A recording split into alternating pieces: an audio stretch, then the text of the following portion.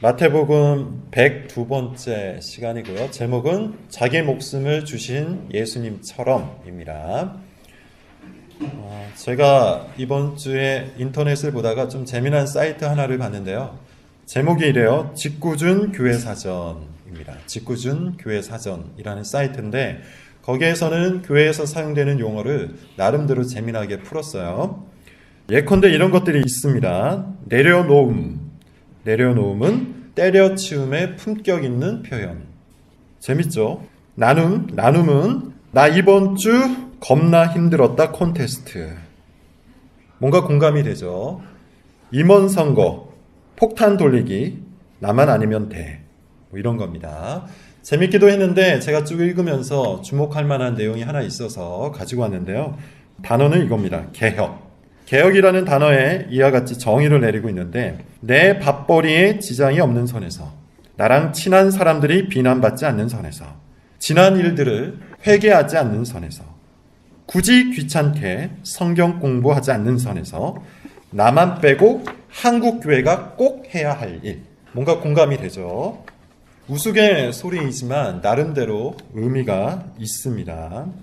우리가 말씀을 배우고 있는데 말씀을 배우고 말씀을 따라간다는 것은 그 핵심이 어디에 있는가 하면 단지 지식을 충분하게 쌓는 것에 있는 것이 아니죠. 그 말씀대로 살아가는 것에 모든 말씀 공부의 목적이 있는 거예요.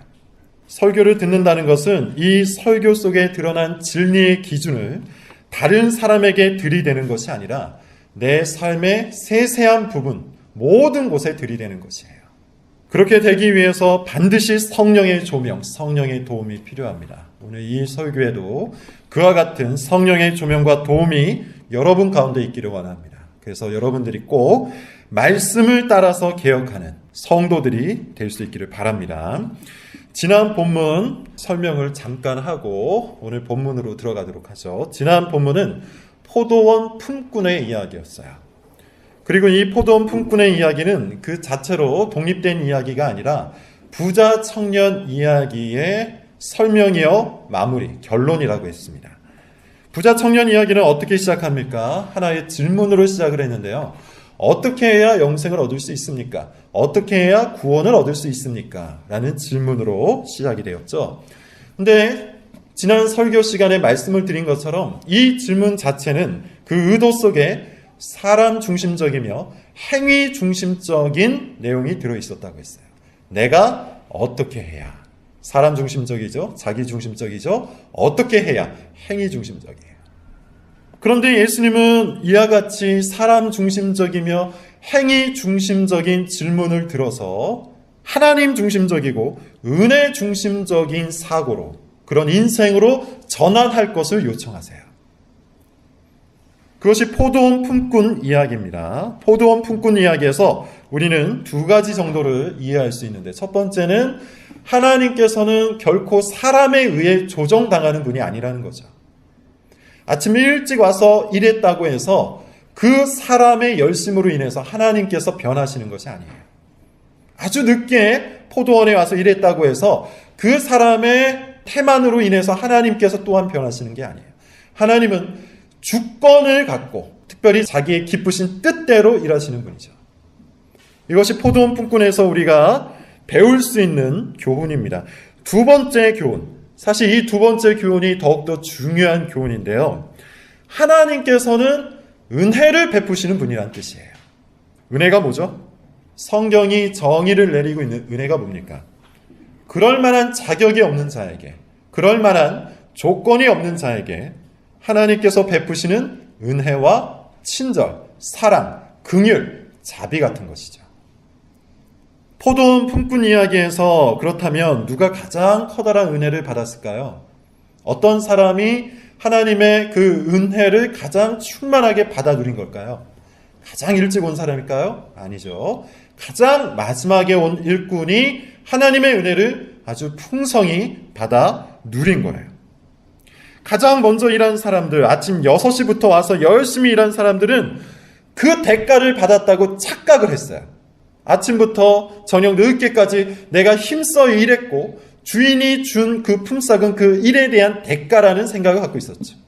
따라서 자신이 일하여 얻은 보상이기 때문에 하나님에 대한 감사가 전혀 없었습니다. 하나님의 은혜가 무엇인지 전혀 몰랐다는 것이죠. 반면에 가장 늦게 들어온 일꾼들, 고작해야 1시간밖에 일하지 않았는데도 불구하고 많은 품삯을 얻은 그 일꾼들은 주인의 은혜, 하나님의 은혜를 알았겠죠. 그리고 감사를 했겠죠. 하나님께서 분에 넘치는 것으로, 나에게 합당하지 않은 것으로, 마땅히 내가 받을 만한 자격도 없고 조건이 없음에도 불구하고 그것보다도 훨씬 더 크고 넘치는 사랑과 친절로 나를 돌보신다는 사실을 깨닫는 것, 그것이 은혜를 아는 사람이에요. 그리고 그것이 포도원 품꾼에서 중요하게 가르치고 있는 교훈입니다. 그런 의미에서 포도원 품꾼 비유는요, 돌아온 탕자 비유와도 유사하죠. 돌아온 탕자 비유에는 두 사람이 나옵니다. 큰 아들과 작은 아들이 나와요. 이 작은 아들은 어떠했습니까? 아버지에게 찾아가서 유산을 달라고 하죠. 미리 나눠달라고 해요. 그 말은 나는 이제부터 아버지가 없는 것처럼 살겠다는 뜻이죠. 아버지가 죽었다고 생각하고 나는 살아가겠으니 그냥 아버지의 유산을 나에게 나눠달라. 그래서 먼 타국 지역에서 제 멋대로 살았습니다. 그리고 다 탕진했어요. 후회를 합니다. 자신의 그 처참한 처지를 보면서 후회를 해요. 그리고 돌이켜서 아버지를 찾아가죠. 돌이켜서 아버지를 찾아갔을 때 아버지가 어떻게 합니까? 마을 어귀까지 나와서 이 작은 아들을 향해 달려오시고 꽉 안아주시죠. 근데 누가 질투를 하죠? 큰아들이 질투해요. 큰아들이 왜 질투를 합니까? 큰아들의 표현에 의하면 이렇습니다. 나는 아버지를 위해서 지금까지 열심히 섬겼는데 아버지를 버리고 간 저 작은 아들이 왜 이런 대우를 받아야 하는가? 이것이 큰 아들의 의식이었어요. 다시 이야기하면 포도원 품꾼 이야기에서 가장 먼저 찾아온 일꾼과 그리고 돌아온 탕자 이야기에서 큰 아들의 사고방식은 딱 한 가지였는데 자기가 일한 만큼 보상을 받아야 정상이다. 이 생각에 사로잡힌 거예요. 이 얘기를 바꾸어 이야기하면 나는 충분히 그럴 자격이 있다는 것이죠. 나는 충분히 하나님의 친절을 받을 만한 자격이 있다. 나는 충분히 하나님의 사랑을 받을 만한 자격이 있다. 나는 충분히 하나님의 돌보심을 받을 만한 자격이 있다. 이것이 가장 먼저 일한 일꾼과 큰아들의 생각이었어요. 반면에 작은 아들, 그리고 가장 늦게 들어온 일꾼의 생각은 어땠을까요? 나는 이런 친절을 받을 만한 자격이 없다. 나는 이런 사랑을 받을 만한 자격이 없다. 그럼에도 불구하고 나에게 이와 같은 커다란 은혜와 사랑이 베풀어지니 이 얼마나 놀랍고 감사한 일인가. 이것이 이 비유의 주된 교훈이라는 겁니다. 따라서 여러분, 우리는 이 비유에서 알아야 할 것이 있어요. 하나님과 나의 관계가 어떠한 것인지를 알아야 돼요. 여러분은 가장 먼저 들어온 자입니까? 가장 먼저 들어온 자로서 마땅히 하나님께서 나에게 친절을 베풀어야 한다고 생각하고 계십니까? 그렇다면 여러분은 부자 청년이에요. 자신의 삶을 중심으로, 자신의 행위를 중심으로, 곧 자기 자신을 중심으로 하나님을 이해하고 있는 거예요. 그래서 나의 행위, 나의 자격, 지금까지 내가 살아온 삶의 모든 것들을 들고 하나님 앞에 마땅히 친절과 사랑을 거래하고 있는 거예요. 내가 어떻게 해야 구원을 얻을 수 있습니까? 반면에 하나님과 나와의 관계에서 하나님께서 자격 없는 자에게 무한한 사랑과 긍휼과 친절을 베풀고 있다고 이해하고 있다면 여러분들은 성도인 것이죠. 하나님께서 오늘도 나에게 분에 넘치는 선물로, 분에 넘치는 좋은 것으로 돌보시고 입히시고 함께 하신다는 사실로 감사하는 자들, 그런 사람들이 은혜를 아는 자들이고 은혜를 아는 자만이 성도인 거예요. 오늘 본문이 속해 있는 이 단락은 더 커다란 하나의 문맥이 있습니다. 그게 뭐냐 하면 18장 1절부터 시작된 누가 큰 자인가에 대한 다툼이에요. 제자들끼리 서로 논쟁을 벌이는데 과연 누가 큰 자인가? 이것을 가지고 싸웠죠. 천국에서는 누가 큰가? 이 다툼의 원인이 뭘까요? 왜 제자들은 서로의 크기를 비교하면서 싸웠을까요? 이유는 딱 한 가지죠. 그 마음속에 존재하는 교만과 탐욕 때문이에요. 그들은 예수님을 이용해서 어느 정도 그 교만한 욕구, 탐욕을 채우기를 원했던 거예요. 하지만 예수님께서는 어떻게 하십니까? 사람의 교만과 탐욕을 채워주기 위해 이 땅에 오신 분이 아니라는 것을 계속해서 말씀하고 계시죠. 기독교 신앙은 그런 것이 아니라는 것을 계속해서 말씀하고 계세요. 오늘 본문이 특별히 그것을 정확하게 말씀을 하고 있죠. 자, 오늘 본문으로 한번 들어가 봅시다. 오늘 본문은 예수님께서 자신이 죽을 것을 무려 3번째로 반복하여 말씀하시는 본문이에요. 한번 읽어보죠. 17절부터 19절입니다. 자, 시작.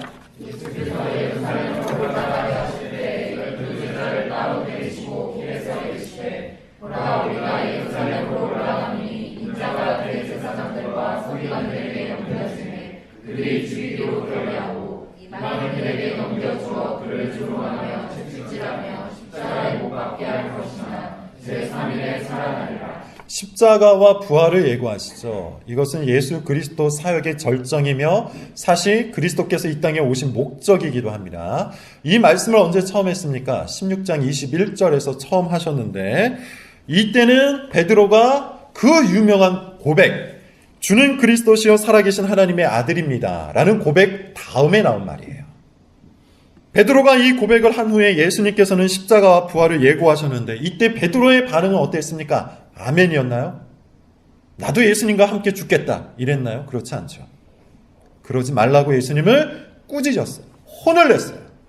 왜 베드로가 감히 예수님을 혼냈을까요? 그것은 베드로가 원했던 그리스도가 아니었기 때문이에요. 그것은 베드로가 원했던 기독교 신앙이 아니었기 때문이에요. 그들이 원했던 신앙은 어떤 것일까요? 십자가 없이 얻는 영광이에요. 십자가 없이 얻는 돈과 권력과 명예, 이 땅에서의 풍요와 영광이었기 때문이에요. 최근 초대형 교회에서 일어난 세습 문제로 아주 시끌시끌하죠. 왜 이렇게 시끄러울까요? 세습이라는 것 자체도 아주 커다란 문제이지만 그것보다 더 커다란 문제는 이 엄청난 돈, 엄청난 권력, 엄청난 명예를 가지고 있는 교회를 아버지가 아들에게 그대로 물려주었기 때문이에요. 만약에 다 쓰러져가는 교회, 성도가 2명, 3명밖에 없는 교회, 혹은 아주 열악한 선교 지역 사역을 물려주었다면 뉴스에도 나오지 않을 겁니다. 아무런 말도 없었을 거예요. 그러나 많은 사람들이 지금 이 세습 사건에 분노하는 이유는 말 그대로 십자가 없는 영광을 아들이 그대로 취했기 때문이죠. 기독교의 본질은 십자가 위에 있습니다. 기독교 신앙의 본질은 십자가 위에 있습니다. 영광은 십자가 뒤에서 찾아오는 거예요. 십자가 없는 영광은 하나님이 주시는 참된 영광이 아니에요. 십자가 없는 풍요, 십자가 없는 성공, 십자가 없는 평판은 사실 기독교적인 것이 아니에요. 기독교 신앙은 십자가 뒤에 찾아오는 영광, 죽음 뒤에 찾아오는 부활, 십자가의 길 끝에서 만나는 천국이에요. 그것이 기독교의 본질이에요. 이 땅에서 돈과 권력과 명예를 얻으며 살아가는 것, 그것을 추구하면서 살아가는 것, 그것은 기독교 신앙의 본질이 아닙니다. 부수적일 뿐이에요. 하나님의 뜻대로 누군가에게는 주어질 수도 있고 누군가에게는 안 주어질 수도 있어요. 그것은 전혀 본질이 아니기 때문입니다. 기독교의 본질은 이 땅에서 자기를 부인하고 자기 십자가를 지고 예수 그리스도의 뒤를 따라가는 것에 기독교의 본질이 있는 거예요. 하늘의 보화를 바라보면서 이 땅에서는 나그네로 살아가는 것, 그것이 기독교예요. 그런데 베드로 그리고 제자들은 그것은 몰랐죠. 죽음을 말씀하시는, 십자가를 말씀하시는 예수님께 화가 났어요. 그래서 예수님을 뜯어 말렸습니다. 그 표현 그대로 얘기하면 예수님께 심히 항변했어요. 이유가 있습니다. 이 십자가가 그들 마음속에 걸림돌이 되었기 때문이에요. 십자가는 항상 걸림돌입니다. 이것은 제 말이 아니고 성경에서 하고 있는 말이죠. 그리스도의 십자가는 자연적인 본성을 가지고 태어난 모든 사람들의 마음의 걸림돌이 됩니다.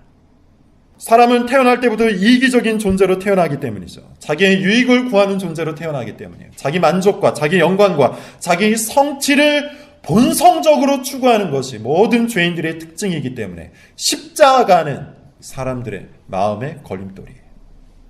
그런데 예수님의 말씀에 의하면 십자가는 어디에서부터 출발합니까? 자기 부인에서부터 출발하는 거예요.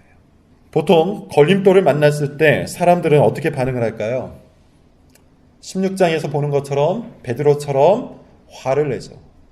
그리고 오늘 본문에서 보는 것처럼 외면해버리고 무관심합니다. 오늘 본문을 잘 살펴보시면 예수님의 말씀만 있지 제자들의 반응이 없죠. 그리고 그 뒤에 나오는 스토리를 보면 제자들이 예수님께서 말씀하신 십자가에 대해서 전혀 관심이 없다는 것을 알 수 있어요. 불같이 화를 내거나 외면해버리는 것 두 가지 모두 걸림돌을 제거하는 데 있어서 올바른 방법이 아닙니다.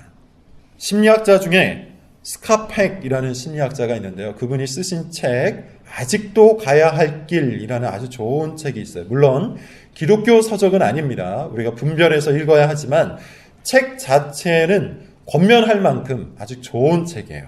이 책에서 아주 중요하게 강조하는 말이 있어요. 뭐냐면 하기 가장 힘든 일을 먼저 하라. 하기 가장 싫은 일을 먼저 하라는 거예요. 사람들은 보통 즐기는 일을 먼저 한다고 하죠. 왜냐하면 그것이 쉽기 때문이에요. 내가 좋아하고 내가 즐기는 일을 하면 어렵지가 않아요. 걸림돌이 없어요. 그래서 아주 쉽게 잘합니다. 그런데 문제가 있죠. 대개는 하기 싫고 하기 힘든 일들이 중요한 일들이에요. 그러다 보니 중요한 일을 뒤로 미루고 하고 싶은 일을 먼저 하다 보니 항상 일이 미루어지게 되죠. 뒤처지게 되죠. 그리고 스트레스를 받습니다. 그로 인해서 각종 정서적인 병에 걸린다고 해요. 따라서 스카펙의 진단을 따르면요, 사람의 가장 커다란 문제는 게으름이라고 합니다.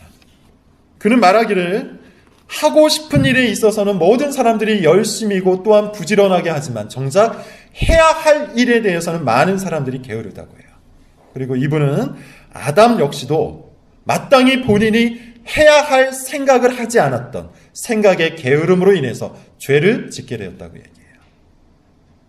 그렇죠.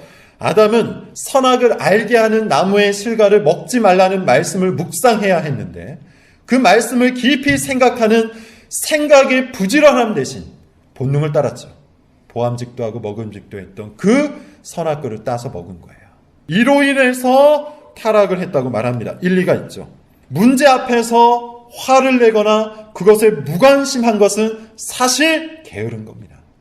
그런 방법으로는 결코 고통의 문제를 해결할 수가 없어요. 스카펙에 따르면 고통의 문제를 해결하는 가장 좋은 방법, 그 첫 번째 단계는 그 문제 앞에 직면하는 거예요. 여러분, 정서적인 문제도 그러할진데 영적인 문제는 어떠할까요? 생명의 문제가 걸려있는 이 문제 앞에서는 어떠해야 합니까? 내 마음에 걸림돌이 된다고 이 십자가를 무시해도 될까요? 화를 내고 잊어버린다고 그것이 사라지는 걸까요? 오히려 왜 십자가의 교리가, 왜 십자가의 신학이 내 마음에 걸림돌이 되는지 생각해 봐야 하지 않을까요? 어째서 십자가의 교리가 내 마음속에 거부감을 일으키고 있는지 탐구해야 되지 않겠습니까? 예수님께서는 이 십자가 교리를 세 번째로 말씀하셨습니다. 중요하다는 것이죠. 또 다른 맥락으로 보면 제자들이 일부러 외면하고 있다는 뜻도 돼요. 우리가 반복해서 십자가 교리를 공부해야 하는 이유고 반복해서 복음을 들어야 하는 이유입니다. 우리는 본성적으로 십자가를 걸림돌로 여겨요.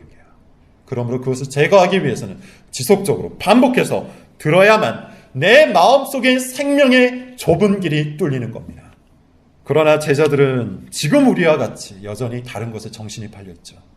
지금 당장 내 앞에 있는 문제, 지금 당장 내가 원하는 그 욕망의 문제 앞에 사로잡혀 있어요. 마치 우리처럼 말입니다. 자, 제자들의 모습을 한번 보도록 하죠. 오늘 본문 20절부터 21절입니다. 한번 읽어보겠습니다. 시작.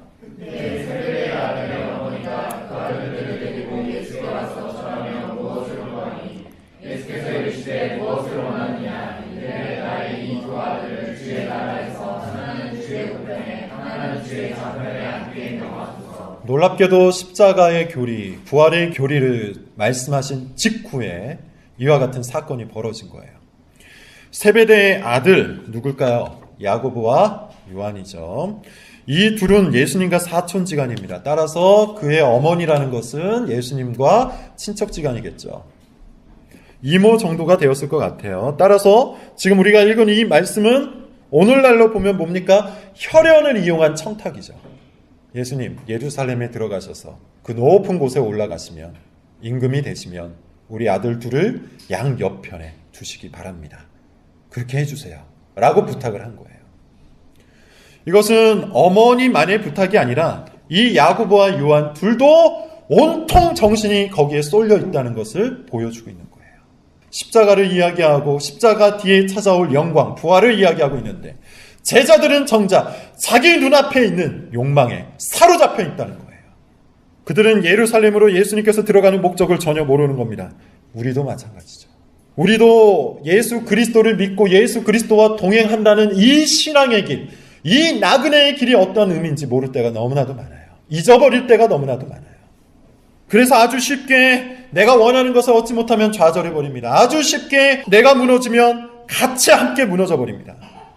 원하는 것이 즉각적으로 채워지지 않을 때 그로 인해서 커다란 시험에 빠져버립니다. 그리스도와 동행한다는 것이 지금 여기에서 내가 원하는 모든 것을 얻는 것이라고 착각을 하기 때문이에요. 그렇게 우리 눈앞에 있는 것에만 내 눈과 마음이 사로잡혀 있기 때문이에요. 다시 말하지만 여러분, 그런 것들은 철저히 부수적인 겁니다. 그럴 수도 있고 그러지 않을 수도 있는 겁니다. 그것은 우리 인생의 목적이 될 수가 없다는 거예요. 그저 하나님의 뜻 안에서 우리의 유익과 하나님의 영광을 위해 이와 같은 것들이 주어지기도 하고 주어지지 않기도 해요. 그러므로 우리는 항상 하나님께서 우리를 먹여주시기를 간구하며 먼저 그의 나라와 그의 의를 구해야 하는 것이죠. 그러나 대개 많은 교인들이, 오늘날 교회를 다니는 많은 교인들이 신앙의 목적을 철저하게 개인적 성취로 둘 때가 너무나도 많이 있죠. 간증들을 한번 보십시오. 여기저기 교회에서 간증자로 세우는 그 사람들의 이야기를 한번 들어보십시오. 하나님을 힘써 섬겼더니만 아들이 하버드 대학을 갔다. 하나님께 열심히 11조로 한 번도 빼놓지 않고 했더니 사업이 대박이 났다. 내가 열심히 기도하였더니 교회가 초대박이 났다. 이런 방식으로 자신의 열심을 갖고 하나님을 조종하고 통제할 수 있는 것처럼 간증하는 사람들이 얼마나 많습니까? 이런 방식으로 자신의 목적, 자신의 탐욕, 자신의 성취를 하나님을 이용해서 얻을 수 있다고 이야기하는 사람들은 또 얼마나 많습니까? 그러나 말씀드린 것처럼 이것은 기독교 신앙의 본질이 아니에요. 부수적인 것일 뿐이에요. 물론 여러분, 극단적인 것은 우리가 피할 필요가 있습니다. 하나님은 우리를 어린 자녀로 대하시기 때문에, 연약한 자녀로 대하시기 때문에 때때로 혹은 매우 자주 우리가 필요한 것을 위해 기도할 때 들어주시기도 해요. 그 이유는 명확합니다. 우리가 하나님을 아버지로 신뢰할 수 있도록 하기 위해서예요. 그것이 목적이기 때문에 우리는 그 자체에 사로잡히기보다는 신실하시고 좋으신 하나님 아버지 앞에 우리의 믿음과 신뢰를 두어야 합니다. 우리는 하나님의 친절과 도우심을 진심으로 믿어야 하지만 하나님의 친절과 도우심은 항상 우리가 원하는 방식으로만 찾아오는 것은 아니라는 것을 알아야 돼요. 대개는 그 반대일 때가 많은데 우리는 진정 우리에게 필요한 것이 무엇인지 모르는 존재이기 때문이에요. 예를 들어 우리는 학교에 들어가죠. 학교에 들어갔을 때 우리에게 선생님이 필요한 이유가 뭡니까? 우리 스스로 자율학습하지 아니하고 초등학교, 중학교, 고등학교, 대학교까지 항상 우리를 가르치는 선생님이 있는 이유가 뭐죠? 왜 선생님들이 꼭 필요합니까? 공부하러 들어갔지만 정작 우리는 우리에게 필요한 지식이 무엇인지 잘 모르기 때문이에요. 그래서 지도가 필요한 것이죠. 자녀들도 마찬가지입니다. 부모들은 이미 아실 거예요. 자녀들은 진정 자기들에게 필요한 것이 무엇인지 잘 몰라요. 그래서 부모가 필요한 거예요. 하나님도 그러합니다. 우리가 마음을 쏟아붓는 그 일이 정작 나에게 유익하다는 것을 내가 알 수 있을까요? 오직 하나님만 아시기에 하나님께서는 우리가 원하는 방식으로 우리를 대하시지 아니하고 하나님께서 기뻐하시는 방식으로 우리의 유익을 위해서 일하시는 거예요. 자, 22절부터 23절을 보면 예수님께서 그와 같은 말씀을 해주시는데요. 같이 한번 읽어보도록 합시다. 시작. 너희가 구하는 것을 알지 못하는도다. 내가 마시려는 잔을 너희가 마실 수 있느냐? 그들이 말하되 할 수 있나이다. 이르시되 너희가 원하는 내 잔을 마시려니와 내 좌우편에 앉는 것은 내가 주는 것이 아니라 내 아버지께서 누구를 위하여 예배하셨는지 그들이 얻을 것이니라. 야고보와 요한이 안다고 하죠. 근데 예수님은 모른다고 하시죠. 근데 제자들은 안다고 할 뿐만 아니라 할 수 있다고까지 이야기해요. 근데 우리는 이미 이 사건이 어떻게 마무리가 될지 다 알고 있어요. 예수님의 십자가 앞에서 제자들은 다 도망가요. 그 일을 감당하지 못해요. 마치 그와 같습니다, 여러분. 우리는 우리가 무엇을 할 수 있고 무엇을 할 수 없는지, 우리가 무엇을 알 수 있고 무엇을 알 수 없는지 제대로 모르는 존재예요. 그러므로 항상 하나님의 인도와 지도 앞에서 겸손하게 내가 원하는 것이 아니라 할지라도 하나님께서 지도하신다면 그것을 아멘으로 따라가야 하는 겁니다. 자, 제자들의 반응을 한번 살펴봅시다. 야고보와 요한이 선수를 치자 제자들이 이렇게 반응을 해요. 24절입니다. 시작. 어떻게 반응합니까? 화를 내죠. 왜 화가 냈을까요? 십자가의 교리를 방금 말씀하신 예수님을 무시했기 때문에 화가 났을까요? 잘못된 신앙 때문에 화가 났을까요? 아니죠. 그들이 먼저 말했기 때문에 화가 난 거예요. 여전히 그들은 누가 큰가에 대해서 관심을 가지고 있었습니다. 그래서 본인들도 예수님 양옆에 서기를 원했는데 야고보와 요한이 선수를 친 거예요. 그것도 어머니를 대동해서 선수를 친 거예요. 그래서 열받은 거죠.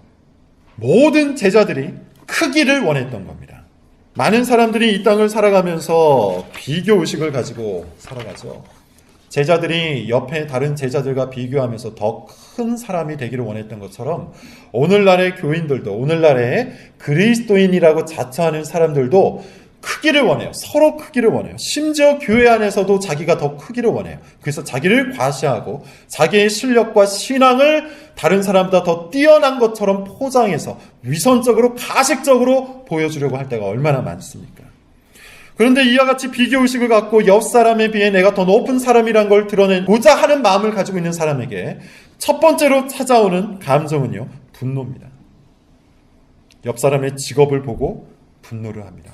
옆 사람의 학력을 보고 분노를 합니다. 옆 사람의 외모, 옆 사람의 성취 여부를 보고 분노를 해요. 내가 그만큼 갖지 못했다는 사실로 인해서 분노를 해요. 질투를 해요. 시기를 해요. 험담을 해요. 깎아내리려고 합니다. 이 세상에 속해 있는 기준을 따른 크기에만 관심을 갖고 있는 사람은 그것으로 인해 일어났다가 그것으로 인해 무너지죠. 그것으로 인해 기뻐했다가 그것으로 인해 좌절을 해요. 옆 사람보다 나오면 기뻐하고 만족합니다. 그래서 옆 사람보다 더 나으려고 기를 쓰고 살죠. 옆 사람보다 못하면 좌절을 하고 낙심을 합니다. 그래서 또 옆 사람보다 나으려고 기를 쓰고 사는 거예요. 누가 큰가에 대해서 항상 관심을 가지고 살아가는 사람은 큰 사람이 되고 싶어서 분을 내고 질투를 하고 시기를 하고 투쟁을 하면서 살아가는 거예요. 교회 안에서조차 온통 그것에만 신경을 쓰며 살아가는 사람들이 얼마나 많은지 모릅니다. 그 사람들에게 예수님께서 진정한 신앙을 가르쳐 주세요. 이것이 참된 기독교의 본질이라고 말씀을 하세요. 25절, 27절입니다. 같이 한번 읽어볼게요. 자, 시작. 예수께서 제자들을 불러다가 이르시되 이방인의 집권자들이 그들의 행위로 주관하고 그 후관들이 그들에게 권세를 부리는 줄 너희가 알거니와 너희 중에는 그렇지 않아야 하나니 너희 중에 누구든지 크고자 하는 자는 너희를 섬기는 자가 되고 너희 중에 누구든지 으뜸이 되고자 하는 자는 너희의 종이 되어야 하리라. 이와 같이 누가 큰가에 관심을 갖고 그 큼을 유지하기 위해 세상적인 기준과 잣대를 따라 열심히 살아가는 모든 사람들은 사실 누구의 방식을 따르는 겁니까? 이방인들의 방식을 따르는 거예요. 믿지 않는 사람들이 추구하는 거예요. 이 세상이 돌아가는 방식이고 이 세상의 이치인 거예요. 그렇지 않습니까, 여러분? 이 세상은 철저히 힘이 있는 사람이 권력을 갖고 다른 사람을 지배하죠. 그것이 이 세상이 돌아가는 이 세상의 통치 방식이에요. 그래서 사람들마다 힘을 가지려고 그렇게 기를 쓰고 사는 거예요. 그래서 사람들마다 돈을 가지려고 그렇게 기를 쓰고 사는 거예요. 그런데 기독교 신앙은요, 그런 세상에서 1등을 만들어주는 것을 약속하는 신앙이 아니에요. 기독교 신앙은 오히려 그와 같은 세상과 정반대의 가치로 맞서는 거예요. 뭐라고 합니까? 예수님은 크고자 하는 자는 섬기고 으뜸이 되고자 하는 자는 종이 되어야 한다고요. 물론 여러분, 다시 한번 말씀드리지만 극단적인 해석은 자제해야 합니다. 승진할 수 있는데 일부러 승진하지 말라, 승진을 포기하라, 그런 말이 아니에요. 높은 자리로 갈 수가 있는데 일부러 낮은 자리로 가라, 그런 뜻이 아닙니다. 1차적으로 이 말씀은 제자 공동체에게 주어진 말씀이죠. 또한 천국 비유와 관련된 말씀이야. 따라서 우리는 이 말씀을 가장 먼저 교회에 적용해야 돼요. 교회 안에서도 세상과 같이 힘있고 돈 있고 명예 있는 자들이 통치하는 방식을 적용해서는 안 된다는 말입니다. 한번 말씀드린 적이 있는 것 같은데, 예전에 제가 사역했던 교회에서는 어떤 분이 국회의원이 되었다고 해서 교회 전면에 엄청나게 커다란 플랜카드를 건 적이 있어요. 그 옆에 조그마하게 예수 그리스도의 교회라고 적혀 있었습니다. 또 그 교회에서는 소위 말하는 스카이 대학에 들어갔다고 해서 그 학생 이름을 교회 전면에 걸려고 했던 계획을 세운 적도 있어요. 그리고 오늘날 많은 교회가 장로를 선출할 때 어떤 기준을 갖고 선출합니까? 세상에서 돈 있고 세상에서 이름 있고 세상에서 학식이 있고 세상에서 유명한 사람들을 1차적으로 선출하려고 하죠. 그래서는 안 됩니다. 교회 안에서 우리가 사람들을 판단할 때 우리는 그가 세상에서 얼마나 대단한 사람인지, 그가 세상에서 얼마나 목소리가 큰 사람인지, 그가 세상에서 얼마나 유명하고 힘이 있고 자격이 있는지 그것을 따져서 그를 평가해서는 안 돼요. 우리가 그를 평가할 수 있는 기준 하나는, 우리가 서로를 평가할 수 있는 기준 하나는 예수님이 말씀하신 것처럼 그가 얼마나 섬기는 자리에서 종으로 살아가고 있는지예요. 자기를 과시하기보다는 자기를 흐릿하게 만들고, 자기를 높이기보다는 자기를 낮추고 이름을 드러내지 않으려고 하는지, 그것을 보고 판단해야 한다는 겁니다. 왜 그렇습니까? 그것이 곧 예수님의 모습이기 때문이에요. 그것이 곧 예수 그리스도를 닮은 신앙이기 때문에, 그것이 곧 그리스도의 십자가이기 때문이에요. 28절을 마지막으로 읽겠습니다. 자, 시작. 인자가 온 것은 섬김을 받으려 하면 도리어 섬기려 하고 예수님께서 오신 이유는 섬김 받기 위해 오신 게 아닙니다. 죽기 위해 오신 겁니다. 십자가 위에서 우리를 위해서 죽으시기 위해서 오신 겁니다. 그 그리스도의 죽으심을 참으로 경험한 사람은 그리스도와 함께 죽습니다. 그리스도와 함께 살아갑니다. 그 그리스도의 십자가가 기독교 신앙의 본질임을 알고 늘 그리스도와 함께 낮은 자리에서 죽어가는 우리 모든 성도들이 되시기를 바랍니다. 기도하겠습니다.